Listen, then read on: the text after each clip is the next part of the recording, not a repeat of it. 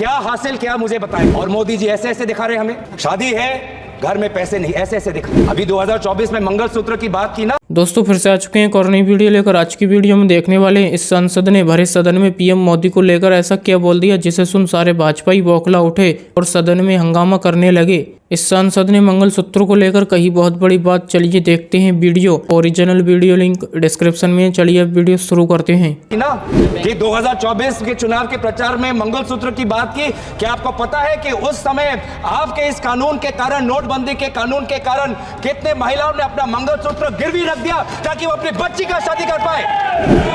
तब आपको मंगलसूत्र की याद नहीं आई। फिर क्या कहते हैं कि नोटबंदी लाया डिजिटल करने के लिए। अलग अलग समय पे अलग अलग तरह कितना डिजिटल हुआ, 8 साल में कितना डिजिटल हुआ। इस सरकार के दाएं हाथ को पता नहीं कि बाएं हाथ क्या कर रहा है। चीन के साथ हमने वीडियो को पूरा जरूर देखें, वीडियो आगे शेयर भी करें। आप तो चीनी लोगों को और वीजा देना चाहते हैं, चीन से और आप इंपोर्ट करना चाहते हैं। ये आप लाल दिखा रहे हैं। ये है आपका प्रमाण। बड़ी बड़ी बातें। विदेश मंत्री कहते हैं कि जब से चीन के साथ हमारा सीमा पर मुठभेड़ हुआ है, हमारा रिश्ता पहले जैसा नहीं है। पीछे कॉमर्स मंत्री बैठे हैं, चीन से और आयात और बढ़ के आ गया है। चीन से और हम इंपोर्ट कर रहे हैं। झूठ बोल रहा हूं, झूठ बोला, अभी तक झूठ बोला कोई। क्रोनोलॉजी आपको बहुत पसंद है तो क्रोनोलॉजी समझा रहा हूं। माफ करना, थोड़ा 2016 से 2020 के चीन पे आ गया। प्रधानमंत्री ने क्या कहा? एक है तो सेफ है।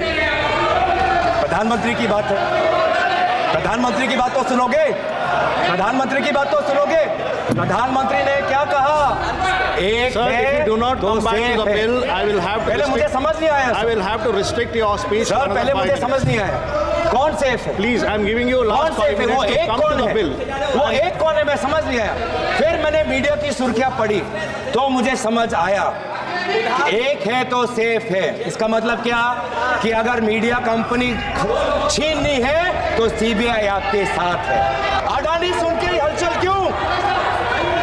आप देश के सेवक हो, अडानी के सेवक नहीं। 8 नवंबर 2016 जब रातों रात एक सिद्धांत आया कि 100 और 500 और 1000 के नोट गायब, और उस समय देश ने देखा कि देश के प्रधान सेवक आए और क्या कहा?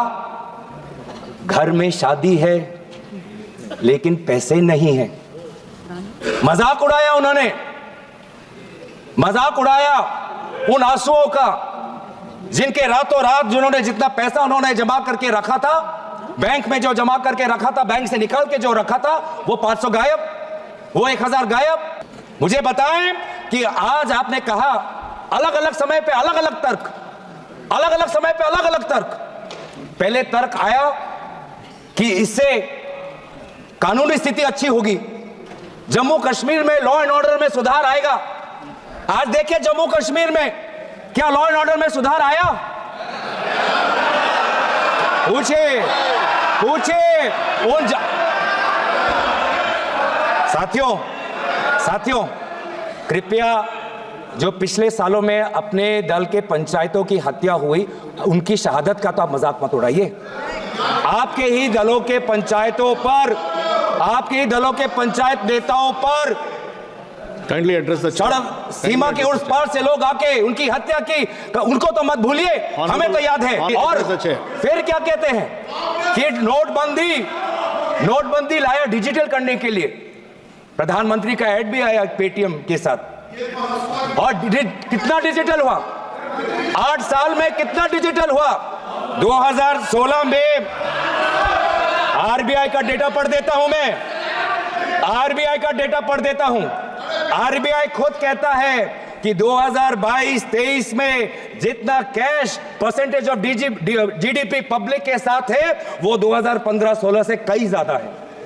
मतलब जितना कैश लोगों के पास 2015 में था डिमोनेटाइजेशन से पहले, उससे बहुत ज्यादा कैश आज लोगों के हाथ में है, लगभग जीडीपी का 12%। तो कोई डिजिटल नहीं हुआ, लोग आज भी कैश पर निर्भर है। मैं चाहता हूं इस सरकार के दाएं हाथ को पता नहीं कि बाएं हाथ क्या कर रहा है।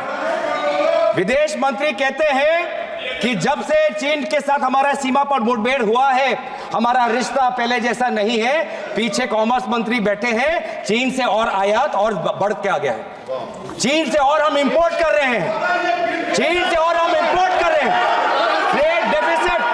ट्रेड डेफिसिट चीन के साथ बढ़ा है। यह है आपका प्रमाण।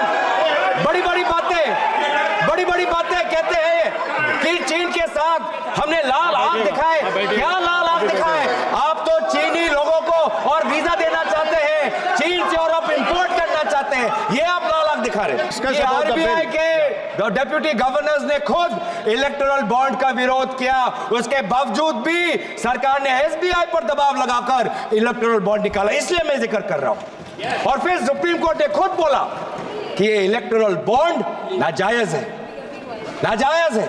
लेकिन इस समय मैं नाम नहीं लेना चाहूंगा, वो हमारे बीच नहीं, लेकिन आपके कितने सारे लोगों ने, कितने सारे मंत्रियों ने उस इलेक्टोरल बॉन्ड जो गैर संवैधानिक था, लोगों से सच छुपाने का था और कंपनियों को सीबीआई इनकम टैक्स का डर दिखा के उनसे पैसे वसूल करने का ये जो स्कीम था, उसकी बचाव, उसकी रक्षा आपकी सरकार के मंत्रियों ने की थी। क्रोनोलॉजी आपको बहुत पसंद है तो क्रोनोलॉजी समझा रहा हूं। माफ करना, थोड़ा 2016 से 2020 के चीन पे आ गया। इन्होंने क्या किया है?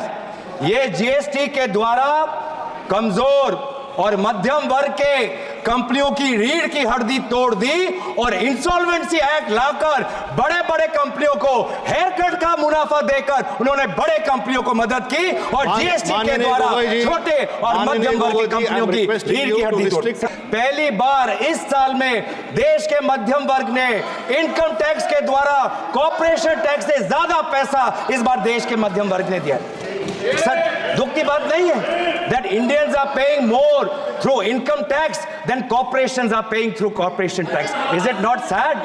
Is it not sad that this government gives corporate tax cuts and this government gives no tax relief to the middle class? चलिए वीडियो यहीं पर ख़त्म करते हैं। अगर आप भी ऐसी वीडियो देखना पसंद करते हैं तो हमारे चैनल को जरूर सब्सक्राइब करें, वीडियो लाइक करें, वीडियो को ज़्यादा से ज़्यादा शेयर करें। थैंक्स फॉर वॉचिंग और अपनी राय कमेंट में ज़रूर दें।